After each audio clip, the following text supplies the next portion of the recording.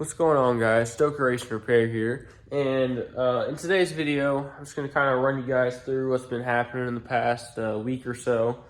So we got motor is in, showed you guys all that, carburetor on, everything's plumbed up, we got it fired up. This thing sounds healthy and very mean. I'm excited to drive this thing, so kind of give you guys a sound clip of how it sounds and everything. I'll show you guys that right now.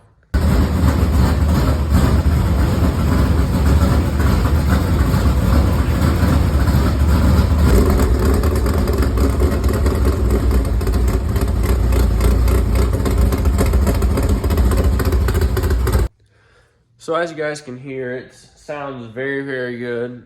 We still got a couple things to do here. I think rear main's leaking on it, which is, I guess, isn't terrible. It's pretty accessible being in the dirt car and everything. But, so we gotta get that done. I think oil pan might be leaking too, which will kill two birds with one stone there. Cause you gotta take oil pan off to do the rear main. Next, I think I'll show you guys the drive shaft I got painted. So I got the drive shaft all painted up. It was pretty rough. I sanded it all down to bare metal. It's got a couple dents in it, but not enough to affect it really. But me and my coworker, Tim, thanks for all the help, Tim. We got new U-joints put in it, so that's ready to go. Moving on back here, we got our nice, super nice quartermaster bell housing on here. I love that gold finish. It just looks sweet. We got fluid in the Jericho. It's all ready to go. We got to swap out rear gears to run Peoria Speedway. Swap them out, fill that up. We got to put drive shaft in. We got all new shocks, I think, on the way. We got to take all these out. We sold our other set. Our other set was for B mods, but we decided to run open mods, so we got some different shocks for it. What else here? So we had to make an adapter for our MSD. It had the old 2-pin like box style, and the new distributor had a weather tight 2-pin connection. So I ran down to our local Winter Circle, got this connection, and it's still like, it wouldn't fire off at first. We tried everything, but it had a super weak spark, so we changed out coils. We couldn't get a spark very good. Then we decided the MSD box was bad, so we popped this open for you guys. We ended up getting a brand new MSD box here. It's a 6AL, just like what's in my S10, and it fired right off once we put this in it. So we're gonna send our other box out that came with the car and get it refreshed, and we'll keep that as a backup, just in case, you know, this box messes up or whatnot.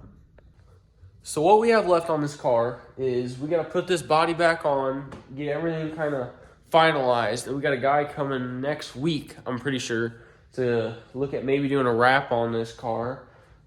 They've never done a wrap, I'm pretty sure, on these cars, so it'd be something new for both of us. So I gotta get all the body panels all kind of buttoned up on here, set on here. We're not gonna rivet it down fully yet because we're gonna take it back off, but just kind of put loosely together so they can kind of get a rough idea of the wrap. So I'm really excited for how that's gonna turn out. I'm thinking like a neon pink and neon green matches our shop colors that we have, so that'll be pretty sweet. The next thing that we have to do is put all new ball joints in the front end. I think we're gonna get new rotors, I'm pretty sure. We got new pads already, but I made this guard here, just a piece of sheet metal here. This protects the starter, so like any dirt, rocks, whatnot, it won't hit that starter and mess it up. Just more protection to kind of protect our parts and whatnot. And then finally, we have to set all of our bars back to basically ground zero of what Pierce recommends. He said best thing to do for us starting out would be just set it back to zero, get used to the car, and then we'll adjust it from there to kind of fit my driving style. So it shouldn't be terrible to do. I gotta get used to moving bars anyways, so I'm pretty excited about that. So that's basically it for the dirt car, and then let's move on to my S10. So this week was pretty big. I had a lot of stuff happen this week. A lot good, a lot bad also. I don't really want to get into the bad stuff, but I got my, finally got my S10 over to my grandpa's to get the motor pulled out of it. And I had to put another battery in it because the one I just got, literally I just got it probably 6 months ago, was dead. So I think I'm gonna charge that up. Maybe I might send it back, get another one. But so I got that in there, new battery. It fired right up. It still had the sound in it and everything, but I'll kind of tell you guys that later. I feel like an idiot for it, but I'll show you guys video of me getting the truck running and then getting it over to my grandpa's house. The S10 dug out of its grave. It's been sitting here a couple months now, and we're gonna get it over to my grandpa's garage, and we're gonna start tearing this motor out of it, refresh it all up, make it nice again. And I'm pretty excited.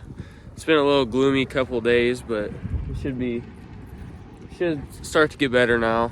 I'm gonna feel a lot happier having this over there, get my mind off of stuff. But let's get to it. All right, I had to put another battery in to get it started. My one I got last year is already junk, so that's nice. But she's running. It was sounding really bad. Something in that motor's loose, or I got a cracked flex plate, or I don't know honestly. But we're just gonna get it torn down and look at it. The sound isn't like, it's not making the sound right now. It's like after it runs for about 30 seconds or so, it goes away. But I mean, she still sounds healthy, but it's got low oil pressure on it. This motor's been in it for 30 years, so kind of excited to see how it's held up over those years, see what's loose, see what the sound is. Me or my grandpa, nobody knows what it is. Like, we've done everything to check it, and it's just, we're kind of dumbfounded on it, but we're gonna get yanked out, look at it. So I'll update you when my grandpa gets here with his trailer.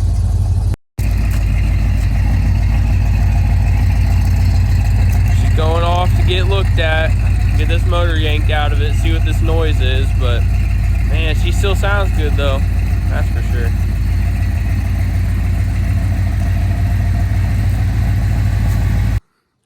So I don't really have any pictures or video of us taking it out.